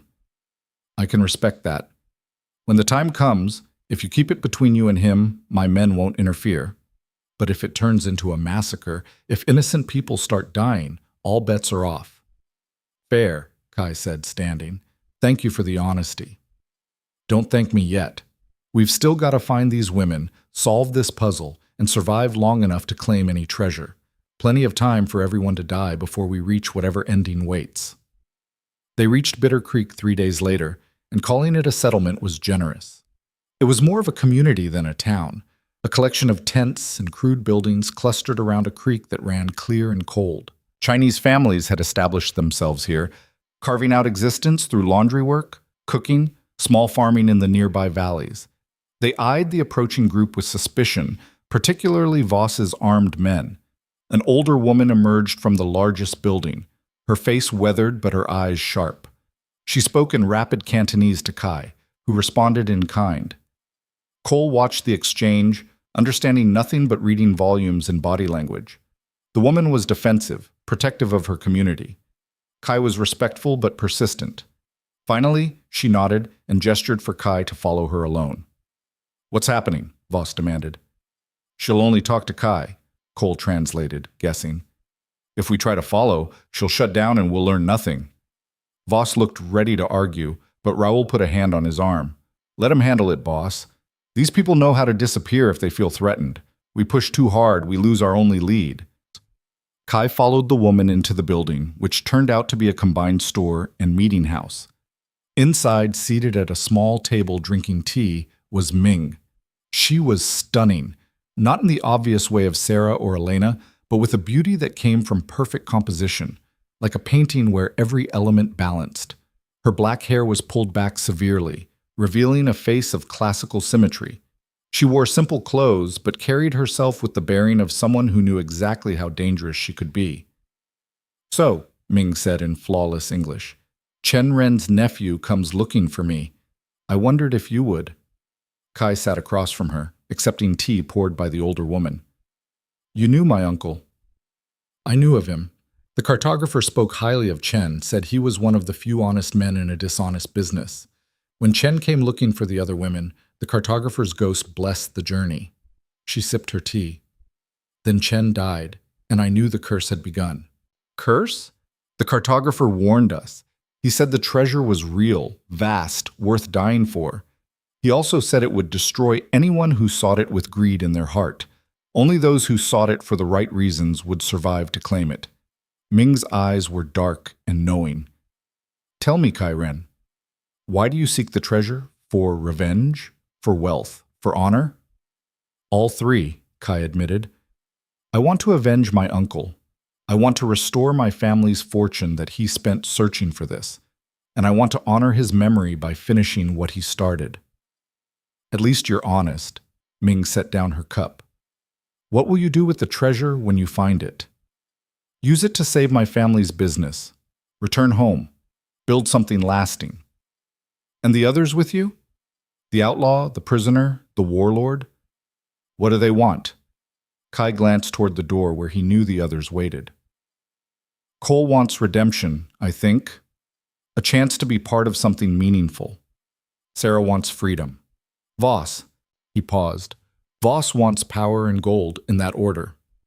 "Then he'll die before this ends," Ming said with certainty. "The curse is already working. I can feel it." "There is no curse, just men making choices and living with consequences." Ming smiled, and there was something ancient in the expression. "You sound like your uncle.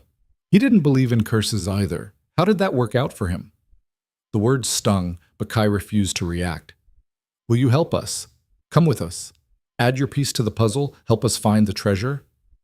"Why should I? I'm safe here. My community protects me.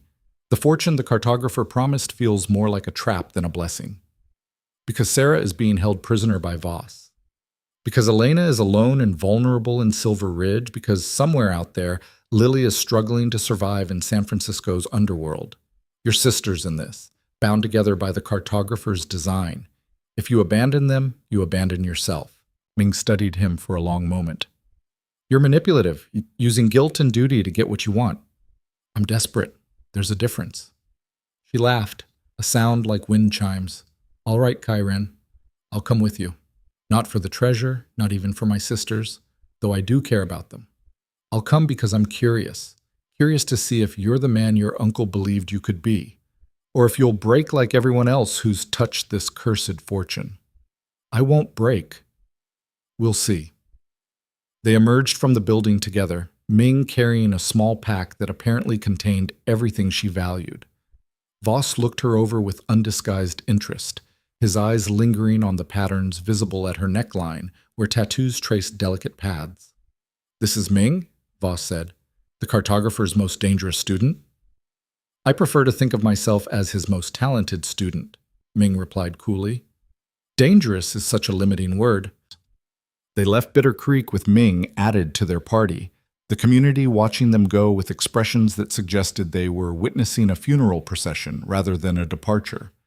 The older woman caught Kai's eye as they rode out, and her look said clearly, "You're taking our daughter to her death." Maybe, Kai thought, or maybe to her salvation. Time would tell.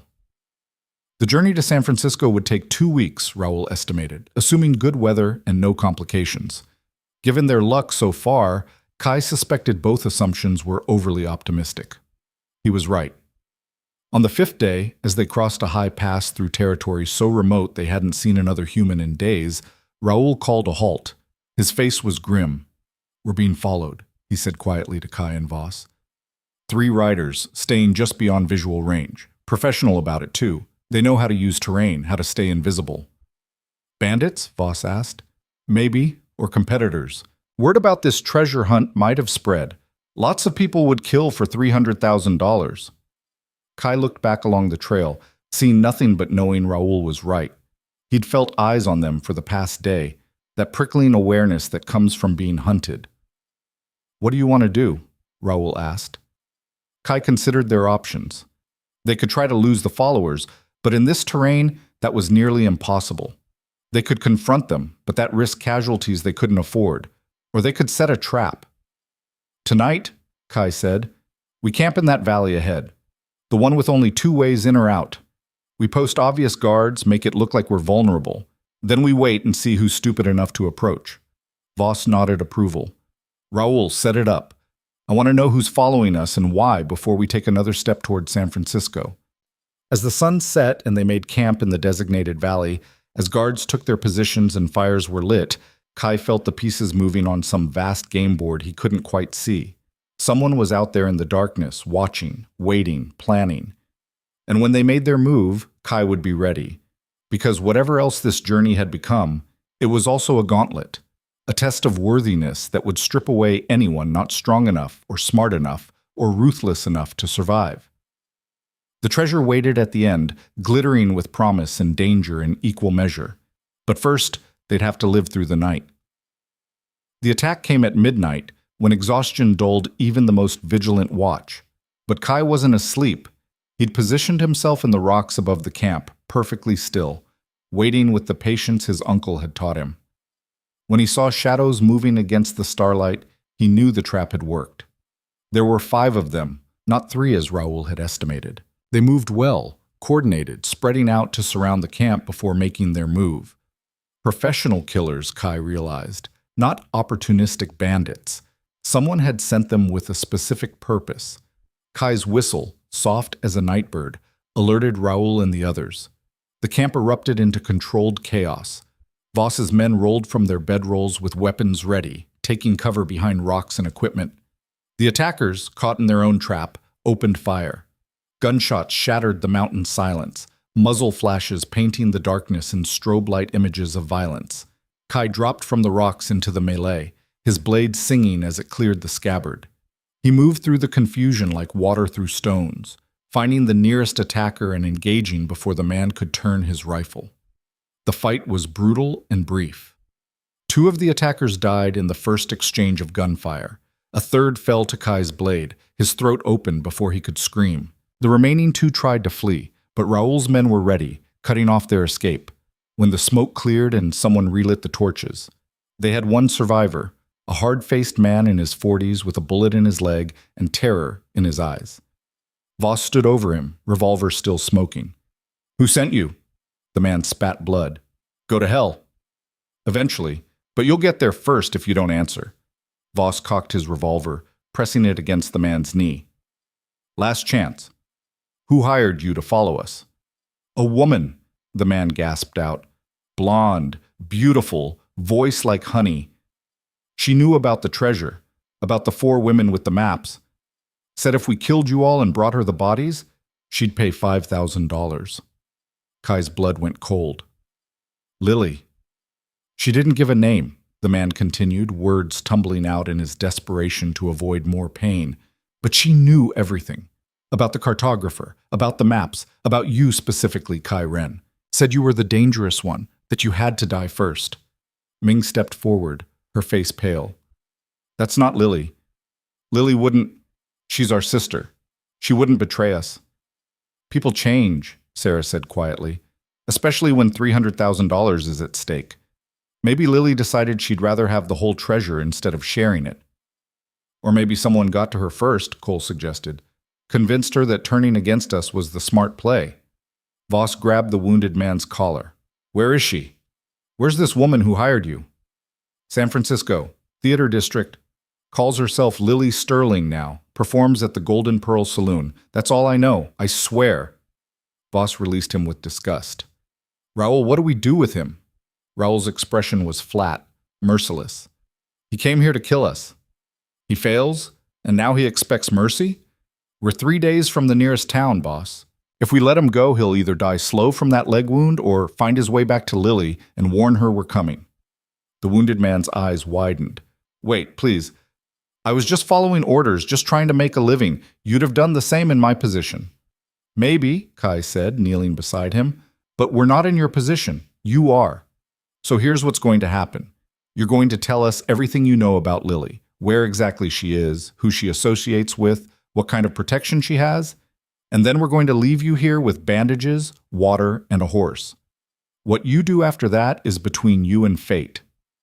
Kai, Voss protested, that's foolish. He'll what? Ride to San Francisco on a bullet-shattered leg and warn a woman who sent him to die? Even if he makes it, we'll be there first.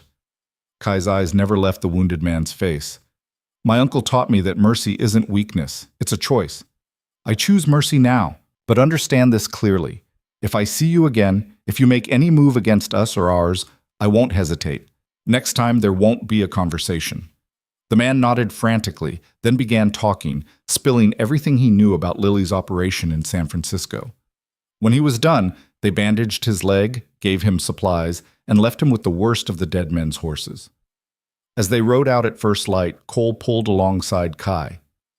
That was either very wise or very stupid. Probably both. But killing a wounded man in cold blood, that's a line I won't cross. Not yet, anyway. Your uncle would be proud. My uncle's dead because someone crossed lines he wouldn't. Kai's voice was hard. Maybe if he'd been more ruthless, he'd still be alive. Or maybe he'd be alive but not the man you respected. Cole shook his head. There's no good answer to that question. You just have to live with whatever choice you make. They pushed hard for San Francisco, covering ground at a pace that left them exhausted each night but brought the city closer each day. The terrain changed as they descended from the mountains, from pine forests to rolling hills to the coastal valleys, where fog rolled in like a living thing. Sarah spent the journey teaching Kai and Cole what she knew about her part of the map. The astronomical symbols, she explained, referenced specific dates and times when certain celestial events occurred. Without knowing the exact positions of the stars and planets, the geographical coordinates from the other maps would be useless. The cartographer was obsessed with cycles, Sarah explained one evening as they camped. He believed that everything meaningful happened in patterns, seasons, tides, the movements of heavenly bodies. He said that wealth itself was cyclical, flowing like water from one place to another, and if you knew the pattern, you could position yourself to catch it. Sounds like philosophy masquerading as treasure hunting, Cole observed. Maybe, but he made a fortune, didn't he? And he hid it so well that even after he died, no one's been able to find it without all 4 pieces of his puzzle. Ming had been quiet for most of the journey, but now she spoke. The cartographer told me once that the treasure wasn't gold or jewels. He said it was something far more valuable, something that would grow with time rather than diminish. What does that mean? Voss demanded. Is this whole thing a wild goose chase, some kind of elaborate joke? It means, Ming said patiently, that we won't know what we're looking for until we find it. The cartographer enjoyed mysteries within mysteries. He found simple treasure boring. I'm starting to find this entire enterprise boring, Voss grumbled. $300,000 better be waiting at the end, or someone's going to answer for wasting my time. They reached San Francisco on a gray afternoon when fog turned the world into a watercolor painting, everything soft-edged and indistinct. The city sprawled across hills like a living organism, growing and changing even as they watched. Buildings of wood and brick and stone crowded together, and the streets teemed with humanity, miners who'd struck it rich or given up, merchants hawking everything imaginable, sailors from a dozen nations, and women whose profession was written in their painted faces and knowing eyes. The Golden Pearl Saloon sat in the heart of the theater district, a two-story building that tried for elegance but settled for gaudy. Gold paint flaked from its facade, and the sign promised the finest entertainment west of New York. They stabled their horses and took rooms in a nearby hotel that didn't ask questions about weapons or intentions. Then, as evening approached and the saloon's business would be picking up, they made their plan. "We can't all walk in together," Raoul pointed out. 10 armed strangers showing up at once will spook everyone, including Lily. "Cole and I go first," Kai decided. "We're just customers, there for drinks and entertainment. We locate Lily, assess the situation, figure out her protection. The rest of you wait outside, ready to move if things go wrong." "And when you find her?" Voss asked. "What then?" "We talk. We find out if she really betrayed us or if someone's manipulating her. We get her piece of the map, by persuasion or by force." Kai's hand rested on his blade. "Either way, we're leaving with what we came for." The Golden Pearl was exactly what Cole expected. Loud, smoky, reeking of spilled liquor and desperate dreams. A piano player hammered out tunes in the corner while servers wove through tables crowded with men who'd come to forget their troubles or find new ones. A small stage dominated one end of the room, currently occupied by a woman in a red dress singing something bawdy that made the crowd roar with laughter. But it wasn't her. Lily, according to the bartender Cole casually questioned, wouldn't perform until 9 o'clock. The main attraction, the crown jewel, the voice that made men weep and spend their money like water.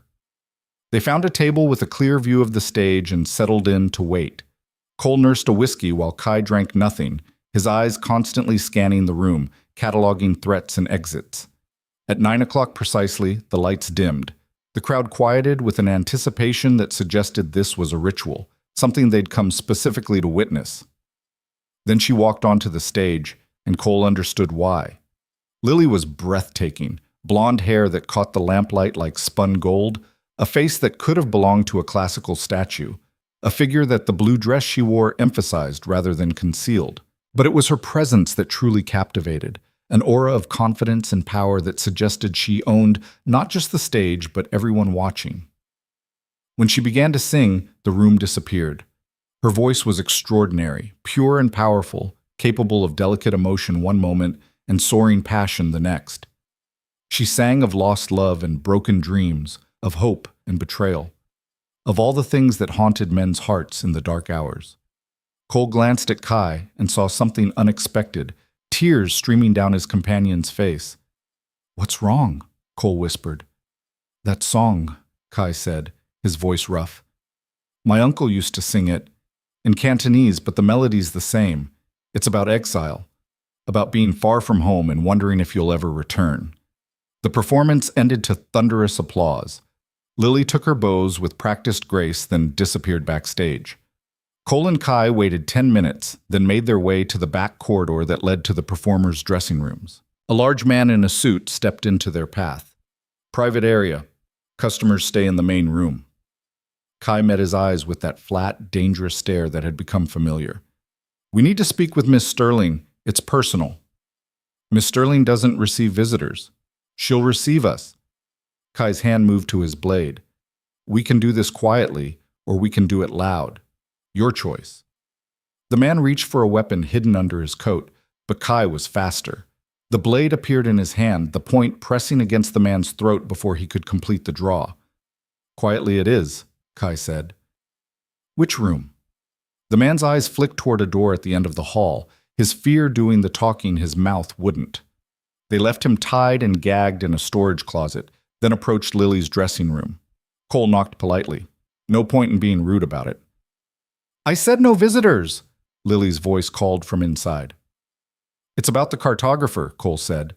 "About the treasure. About 3 women who are waiting for their sister to complete what was started." Silence. Then the sound of a lock turning. The door opened and Lily stood framed in the entrance, a small derringer in her hand pointed directly at Cole's chest. "You've got 30 seconds to explain why I shouldn't shoot you both. and claim I was defending myself from robbers. Because we're not your enemies, Kai said. We're trying to solve the cartographer's puzzle, find the treasure he promised. Elena, Sarah, and Ming sent us to bring you home. Lily's expression flickered, surprise, longing, and something darker. Home? I don't have a home. The cartographer's dead. His gambling house closed. We scattered like seeds in the wind, each of us trying to survive on our own. We're putting the seeds back together, Cole said. We have the other 3 women. We just need you and your piece of the map. And then what? We find this treasure, split it 4 ways, and go our separate paths? Live happily ever after? Lily laughed, bitter and sharp. You're naive if you think it's that simple. It's not simple, Kai agreed, but it's necessary. My uncle died trying to assemble you all, trying to solve this mystery. I'm finishing what he started. Lily's gun lowered slightly. Chenren's nephew. Yes, I heard about you, heard you were looking for me. That's why I hired those men to kill you. I thought you were another treasure hunter, another man who wanted to use us and discard us. You sent them? Sarah's voice came from behind them. She stood in the hallway, having ignored the plan to wait outside. Ming and Voss were with her, the rest of Raoul's men presumably watching the exits. Lily's face crumpled.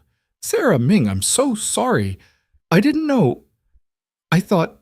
You thought we'd abandoned you, Ming said quietly. The way everyone in your life has abandoned you. So you struck first, protecting yourself the only way you knew how. I've been alone here for months, Lily whispered.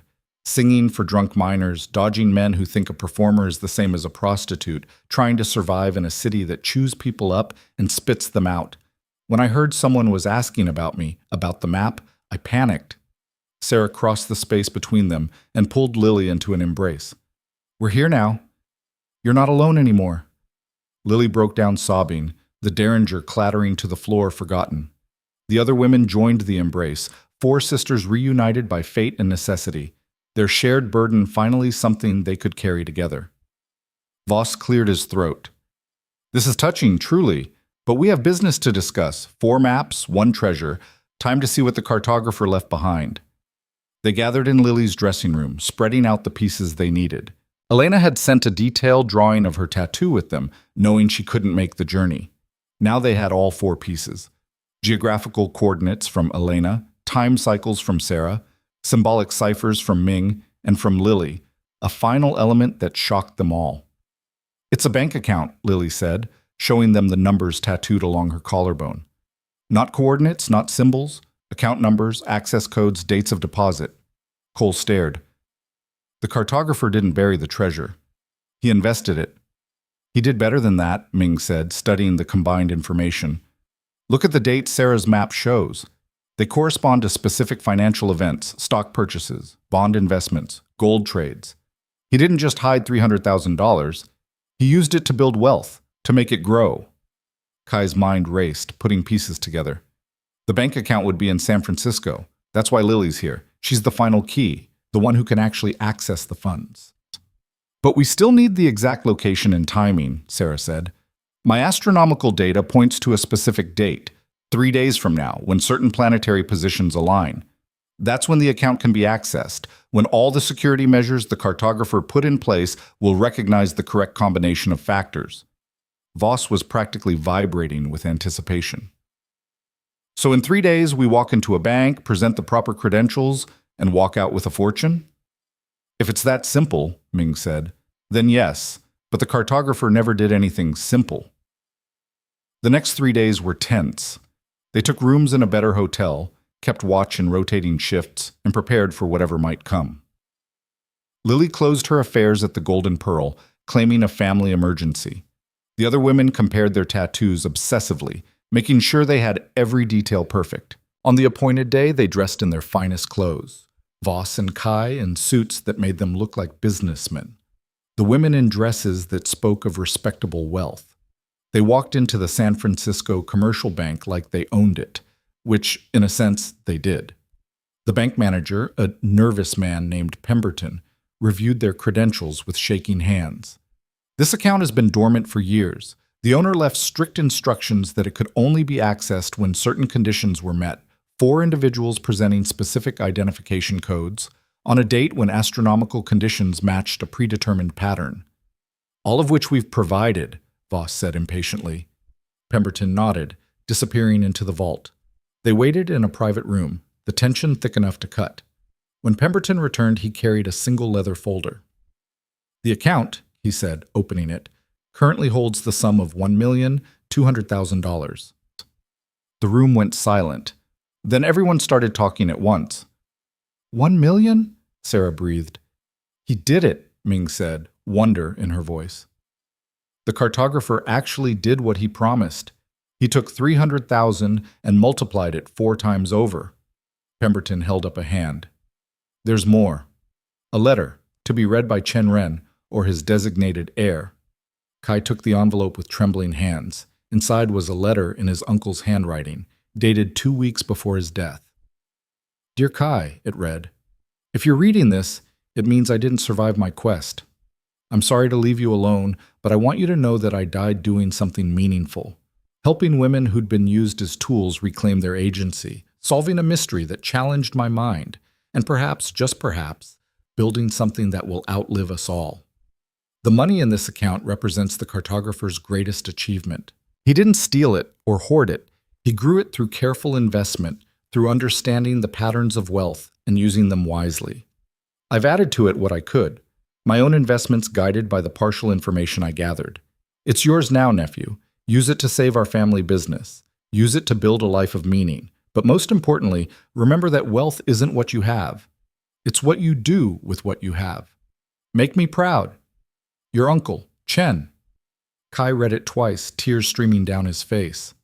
When he finally looked up, everyone was watching him with expressions ranging from greed to sympathy to understanding. "Well," Voss said, "how do we divide it?" Kai folded the letter carefully. "We don't. Not yet. First, we have unfinished business." They returned to Devil's Fork a week later, the money secured in bank drafts and legal documents that protected it from theft or seizure. The journey back was quieter. Everyone lost in thoughts of what they'd do with their share, how their lives would change. When they rode into Devil's Fork, Kai didn't go to his lodgings or the compound. He rode straight to the center of town and dismounted in front of the largest saloon. "Harlan Voss," he called, his voice carrying through the afternoon air. "Come out and face me." The town went quiet. People emerged from buildings, sensing drama. Voss's men appeared from various positions, weapons ready but uncertain. Voss himself emerged from his compound, Raoul beside him. "What's this about, Kai?" "You know what it's about. You killed my uncle. You stole his life for greed. And now I'm here to collect the debt owed in blood." Voss's face hardened. "We had an agreement. We'd work together until the treasure was found." "Well, it's found. You got your money. Let it go." "Can't do that. Some debts can only be paid one way." Kai's hand rested on his blade. "Draw your weapon. Fight me fairly. Die with whatever honor a man like you can claim. And if I refuse? Then you die anyway, but as a coward." Voss looked around at his men, at the townspeople gathering to watch, at the 4 women who stood behind Kai like witnesses to judgment. His pride wouldn't let him back down. Kai had known it wouldn't. "Fine," Voss said, unbuttoning his coat to reveal his revolvers. "Let's end this." They faced each other in the street, 30 feet apart. The crowd drew back, giving them space. Cole stood with Sarah, ready to intervene if Voss's men tried anything. "On 3, Kai said. 1. Time seemed to slow. Kai felt his uncle's presence like a ghost standing beside him, felt the weight of all the promises he'd made, all the debts he'd sworn to pay. 2. Voss's hand was already moving, his fingers flexing, preparing for the draw. He'd killed men this way before, had the confidence of someone who'd survived 100 fights. 3. Voss drew fast, faster than most men could see. His revolver cleared leather and came up, his finger finding the trigger with practiced ease. But Kai was faster. His blade sang from its scabbard in a single fluid motion, moving like light, like thought, like inevitability itself. The gunshot echoed off the buildings. The crowd gasped. and Kai stood untouched, his blade dripping red, while Voss staggered backward with a hand clutched to his chest. "How?" Voss whispered, looking down at the wound that was already staining his shirt crimson. "My uncle taught me," Kai said quietly, "that the fastest draw is the one that never hesitates. You thought about killing me. I simply did it." Voss collapsed to his knees, then fell forward into the dust. Raoul approached slowly, checking for a pulse, then shaking his head. "It's done," Raoul said. He looked at Kai with something like respect. "You gave him a fair chance, more than he deserved. The compound, the claims, everything Voss owned by rights of combat, it's yours now." "I don't want it," Kai said, cleaning his blade. "Divide it among his men. Let them make something legitimate of it, if they can." He turned to face the four women. "The money we found, $1,200,000. I propose we split it equally. Each woman receives $200,000. The remaining $400,000 goes to establishing a fund, one that helps other women trapped in situations like yours, used and discarded by men with power." Elena, who'd arrived from Silver Ridge that morning, stepped forward. "And what about you? What do you get?" "I get to go home," Kai said simply. "I get to honor my uncle's memory by doing what he would have wanted. That's worth more than gold." But Ming shook her head. "No, you get a full share too. You earned it by finishing what Chen started, by keeping us safe, by risking everything for justice." She looked at the others, who nodded agreement. $200,000 each for the four of us. $200,000 for you. $200,000 for Cole, who proved loyalty is worth more than survival. The rest goes to your fund." Kai looked at Cole, who shrugged with a smile. "Don't argue with them. I learned that lesson already." The distribution of the wealth took weeks to finalize, but when it was done, each person had more money than they'd ever dreamed possible. The women scattered again, but this time by choice rather than necessity. Elena returned to Silver Ridge to open a school for minors' children. Sarah bought a ranch in Montana where she could raise horses and live free. Ming established a community center in Bitter Creek where Chinese families could find support and protection, and Lily finally made it to New York, where her voice would grace real opera houses instead of frontier saloons. Cole surprised everyone by settling in San Francisco and using his money to establish an honest gambling house. No cheating, no violence, just fair games and good whiskey. He wrote to Kai regularly, his letters full of humor and growing contentment. As for Kai, he booked passage on a ship bound for China, carrying with him his uncle's ashes and a letter explaining everything that had happened. He stood at the ship's rail as it departed San Francisco Bay, watching the city recede into fog, feeling lighter than he had in months. His uncle's voice seemed to whisper on the wind, "You did well, nephew. You honored me, honored yourself, and built something that will outlast us both. Now go home, live, be happy." Kai touched the small urn he carried. "I will, uncle. I promise." The ship sailed west, toward the sunrise, toward home, toward whatever future awaited a man who'd ventured into the heart of America's wild territories and emerged transformed. The treasure had been real, the fortune found, the debts paid in full. But the greatest treasure, Kai realized as the coast disappeared behind him, wasn't the money. It was the knowledge that he'd finished what his uncle started, that he'd turned grief into purpose and vengeance into justice, that he'd looked into the darkness of men's souls and chosen to remain honorable despite every reason to become corrupted. The winds were favorable, the sea calm, and the future bright with possibility. And somewhere in the territories behind him, 4 women lived free because a man had died believing they were worth saving, and his nephew had believed the same thing enough to risk everything. The story ended not with violence, but with redemption, not with loss, but with found purpose, not with wealth hoarded, but with wealth used to heal and help and build. The cartographer had hidden his treasure well, but in the end it had found exactly the people who deserved it most, and that perhaps was the greatest fortune of all.